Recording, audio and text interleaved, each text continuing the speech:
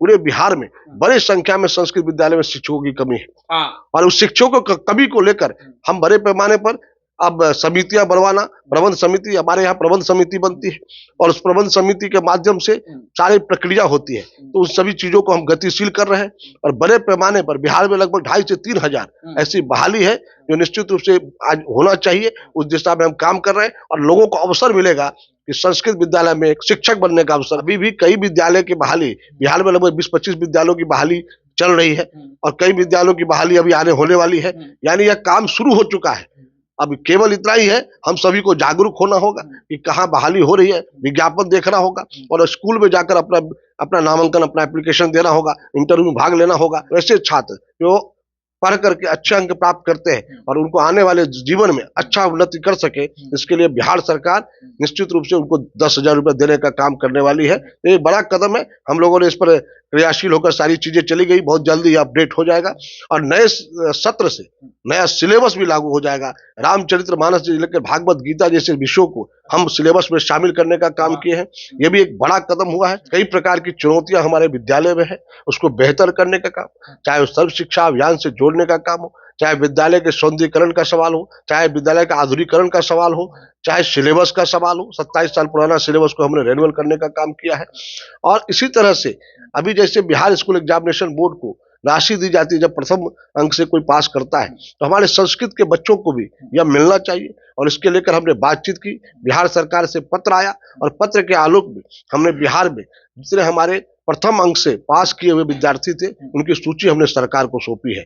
साथ ही साथ SC/ST के जो छात्र हैं वो सेकेंड डिवीजन को भी उतना राशि मिलता है, इसलिए उनकी भी सूची हमने अलग से बना के भेजी है। तो निश्चित रूप से एक बड़ा कदम होगा जब बिहार में वैसे छात्र जो पढ़ करके अच्छे अंक प्राप्त करते हैं और उनको आने वाले जीवन में अच्छा उन्नति कर सके, इसके लिए बिहार सरकार निश्चित रूप से उनको 10,000 रुपये देने का काम करने वाली है। तो ये बड़ा कदम है। हम लोगों ने इस पर क्रियाशील होकर सारी चीजें चली गई, बहुत जल्दी अपडेट हो जाएगा और नए सत्र से नया सिलेबस भी लागू हो जाएगा। रामचरितमानस से लेकर भागवत गीता जैसे विषयों को हम सिलेबस में शामिल करने का काम किए हैं।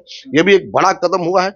दूसरा, नए सिलेबस जब जारी होंगे तो हम हर एक विद्यालय में जहां हिंदी में कविता वगैरह होता है या फिर रैम्स पढ़े जाते हैं इंग्लिश में, हम अपने विद्यालय में 50 श्लोक तैयार कर हमारे बच्चे श्लोक पढ़ने का काम करेंगे, जो जिंदगी भर नहीं भूलेंगे, उनको प्रेरणा का काम देगा।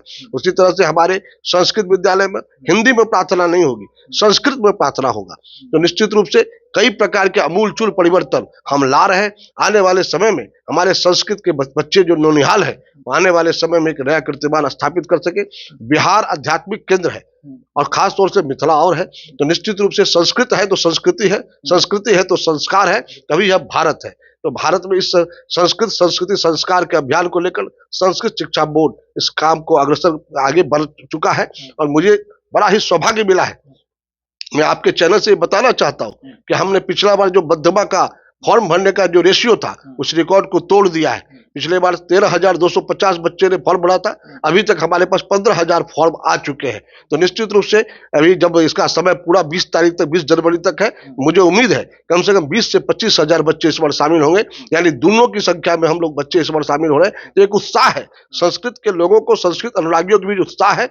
लोग चाहते हैं कि एक बड़ा परिवर्तन संस्कृत शिक्षा बोर्ड में भी हो, बड़ा परिवर्तन संस्कृत विद्यालय में भी हो। और उतना ही नहीं, इस मधुबनी के अंदर ही नहीं, पूरे बिहार में बड़ी संख्या में संस्कृत विद्यालय में शिक्षकों की कमी है और उस शिक्षकों की कमी को लेकर हम बड़े पैमाने पर अब समितियां बनवाना, प्रबंध समिति, हमारे यहाँ प्रबंध समिति बनती है और उस प्रबंध समिति के माध्यम से सारी प्रक्रिया होती है। तो उन सभी चीजों को हम गतिशील कर रहे हैं और बड़े पैमाने पर बिहार में लगभग 2,500 से 3,000 ऐसी बहाली है जो निश्चित रूप से आज होना चाहिए। उस दिशा में हम काम कर रहे हैं और लोगों को अवसर मिलेगा कि संस्कृत विद्यालय में एक शिक्षक बनने का अवसर। तो मैं तो अपील भी करता हूँ, जो विद्वान है, जो पढ़ने में अभिरुचि रखते हैं, संस्कृत के अच्छे जानकार भी हैं, वो सबसे मैं आग्रह जरूर करता हूँ कि आप आइए और उस अवसरों पर अपने विज्ञापन को देख करके निश्चित रूप से उस प्रक्रिया में आइए।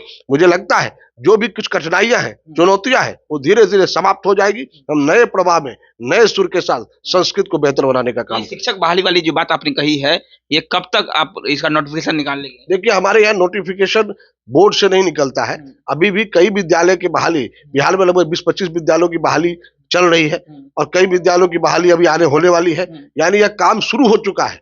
अब केवल इतना ही है, हम सभी को जागरूक होना होगा कि कहाँ बहाली हो रही है, विज्ञापन देखना होगा और स्कूल में जाकर अपना अपना नामांकन, अपना एप्लीकेशन देना होगा, इंटरव्यू में भाग लेना होगा। तो निश्चित रूप से इस काम को करें और मैं विश्वास दिलाता हूं कि आने वाले समय में उन सभी चुनौतियों से ठीक ठाक करते हुए संस्कृत शिक्षा बोर्ड को एक बेहतर बनाने का प्रयास रहेगा। देखिए साफ तरीके से ये थे हमारे साथ बिहार संस्कृत शिक्षा बोर्ड के अध्यक्ष मृत्युंजय झा जी, और जब से इन्होंने पदभार संभाला है तब से काफी कुछ बदलाव देखने को मिल रहा है। और इसी क्रम में संस्कृत शिक्षा बोर्ड ने एक फैसला किया है कि अगर आप मध्यमा परीक्षा में फर्स्ट डिवीजन आते हैं तो आपको 10,000 रुपए का इनाम दिया जाएगा।